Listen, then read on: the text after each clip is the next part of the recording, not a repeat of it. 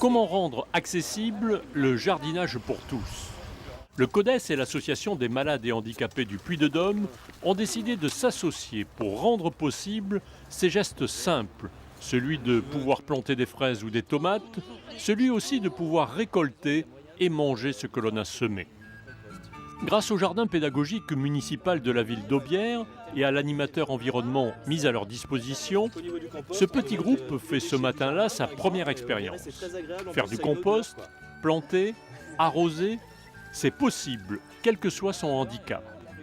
Le partenariat entre la ville d'Aubière et le comité départemental d'éducation pour la santé, le CODES, s'inscrit dans le cadre du programme Alimentation et Territoire.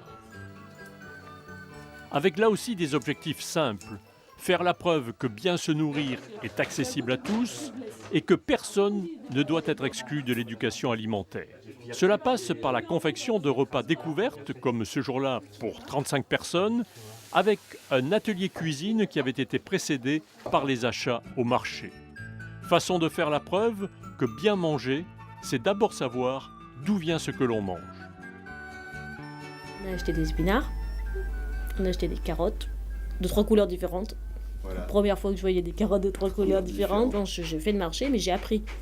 J'ai réellement découvert un domaine, pour moi, c'est important maintenant. Jusqu'à maintenant, ça n'avait aucune importance, ça ne m'intéressait pas. Et c'est quand même l'équilibre de notre corps. Et notre corps, c'est quand même celui qui nous suit tout le temps. Donc, bien se nourrir, je pense que ça évite bien des problèmes de santé, quoi. Je ne sais pas si vous avez déjà entendu parler de ce qu'on appelle la complémentation protéinique. C'est-à-dire, c'est l'association d'une légumineuse, c'est-à-dire le pois chiche, avec une céréale, c'est-à-dire le sésame. Donc c'est un plat, en fin de compte, qui est complètement équilibré en matière de protéines quand on mange moins de viande. Privilégier les fruits et légumes de saison, mais aussi découvrir des recettes venues d'ailleurs qui permettent de mieux équilibrer les repas, les animateurs du CODES cherchent à privilégier la découverte, trouvant une oreille attentive en particulier chez ceux que le manque d'activité physique pénalise le plus. Pour nous, plus particulièrement les gens qui sont en fauteuil, parce qu'on est confronté au problème du poids comme toute personne, mais ça a une incidence directe sur notre vie et à quelques kilos près. Ça veut dire... Tirant les leçons de ces expériences, un outil d'éducation alimentaire a été réalisé. Sous le titre « Mon panier repas », il veut rendre accessible l'information sur la nutrition, même pour ceux qui ont des difficultés avec l'écrit. Réalisé avec un collectif d'associations qui s'adresse à des publics en précarité économique, il se présente sous forme de fiches pratiques et il est accompagné par un classeur destiné aux encadrants. C'est à la fois là avec un message prioritaire du programme national qui n'est pas toujours compris par tout le monde et même pas par la personne lambda, qui est comment consommer au moins 5 portions de fruits et légumes par jour. Ça paraît complètement simple comme ça. Et puis en fin de compte, on se rend compte que dans les faits, c'est très difficile à mettre en œuvre. Il y a une fiche, par exemple, avec les enfants, comment faire aimer les légumes aux enfants.